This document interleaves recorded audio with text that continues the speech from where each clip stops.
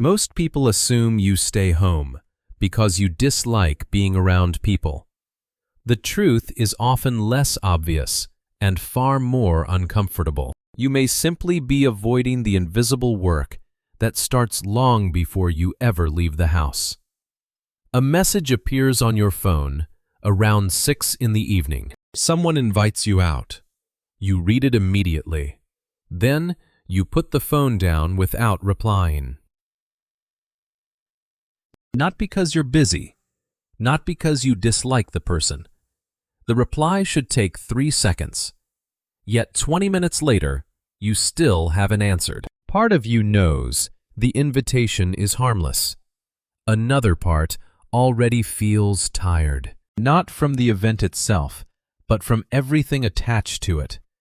Getting ready, keeping conversations moving, reading the room, staying engaged, being the exact version of yourself other people expect to meet.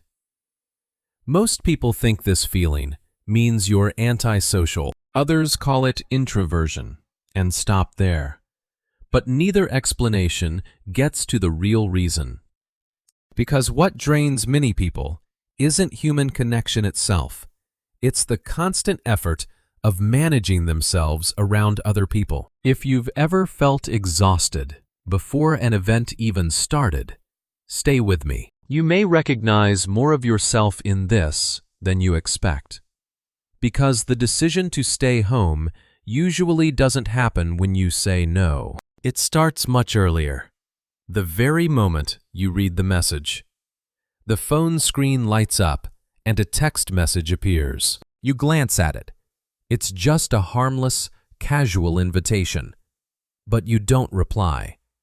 You place the phone face down on the table and you walk away for a minute, just to get some space. Most people think the decision to say no happens when you actually send the reply. But for you, the choice was already made the exact second you read those words. In reality, you often decide not to go long before your conscious mind even forms the word no. The moment that message pops up, your brain instantly triggers a simulation, automatically visualizing everything attached to the event. It's not picturing the event itself. It's calculating the sheer energy and effort required to get there.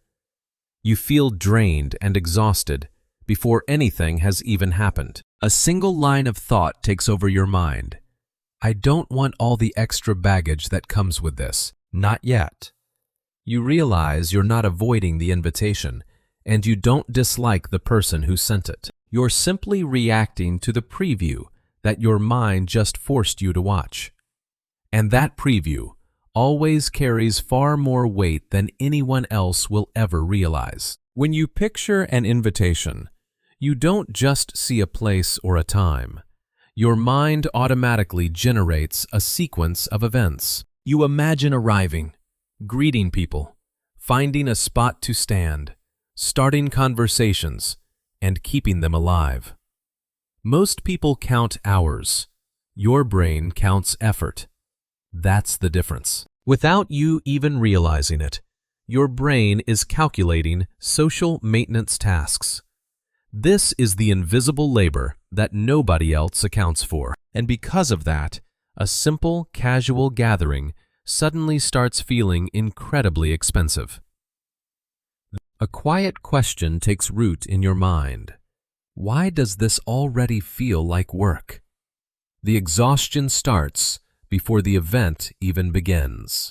But that still doesn't fully explain why some people feel this heavy weight so much more intensely than others. Look at where you are. You're still sitting right there on your couch, yet your mind is already flooded with noise, faces, conversations, and decisions. The body reacts to expectations almost as strongly as it does to actual events. Your brain's prediction systems activate long before real-world exposure. It quietly rehearses every future demand. Because of this, you are consuming and burning through energy during imagination alone. You haven't even left the house yet, Nothing happened. Your fatigue is simply arriving long before reality does. The real question is, where this psychological pattern learned to become so incredibly strong. Think back to the early days of your childhood. A child walks into an empty house, and the keys hit the table. No one is there to ask about how the day went. Hours of solitude stretch out ahead. Many would call this loneliness, but this is where the brain learns self-regulation without constant outside input. A single line of thought takes root. I'll figure it out myself. What felt completely normal back then is still shaping your choices today. Long periods of early self-reliance make solitude feel natural later in life, rather than lonely. Silence stayed.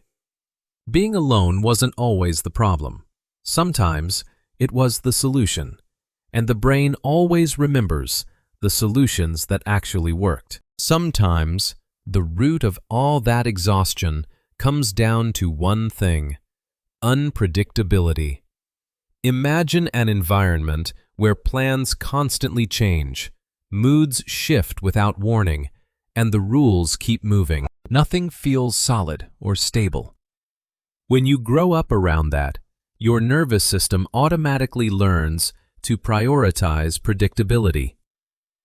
Most social gatherings look casual from the outside, but your brain sees nothing but uncertainty. This is why social environments feel so incredibly draining. They contain too many variables that you cannot manage. A constant quiet thought repeats in your mind: I never know how this is going to go. Too many variables. You aren't chasing comfort. You're simply protecting predictability. And that is when the ultimate realization arrives: to change everything. Let's be honest with yourself. Maybe you don't dislike people at all.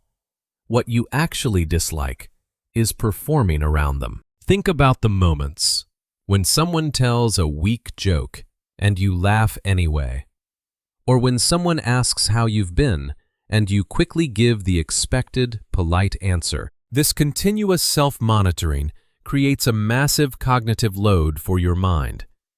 What if the problem was never socializing? What if the real problem was acting? That's different. You don't hate people. You just hate the version of yourself that you feel forced to manage around them. And once you notice that, everything else finally starts making sense. Behind your deep exhaustion lies another hidden reason. You are simply too perceptive. Think about the moments when a face changes slightly, a tone shifts, or someone pauses for just half a second too long. Others might miss it, but you notice instantly. Your nervous system continuously tracks and analyzes emotional signals outside your awareness. The truth is, not everyone is processing the same massive amount of information as you. You saw it. This intense focus keeps your mind running at full speed, even during the most casual interactions. High awareness is deeply useful. It is also incredibly expensive. And this is what leads to a decision that most people completely misunderstand. There is a major paradox that few people notice. Sometimes the people who socialize the least understand socializing the best. You can easily show up when it's necessary. You can network, charm a room, and make a great impression.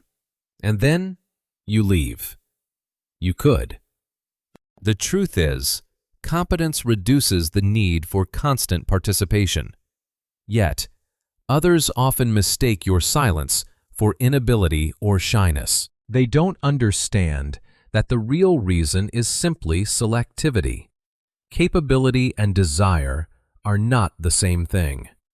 The question was never whether you can do it. The question is it worth it? And that question becomes much harder to ignore as you get older. And here is the truth that most people try to avoid admitting. Imagine 3 hours passing. You return home and realize absolutely nothing meaningful happened.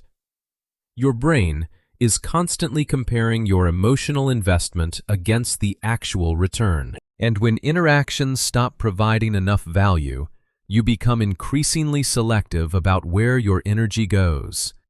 A single thought takes over. That took far more than it gave. Enough. You have finally stopped confusing empty activity with real connection. Most interactions don't exhaust you because they are difficult. They exhaust you because they are empty.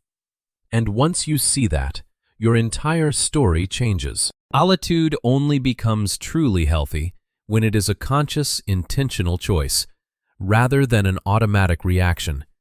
You choose to stay home, not out of fear and not out of habit. You stay home simply because you prefer it.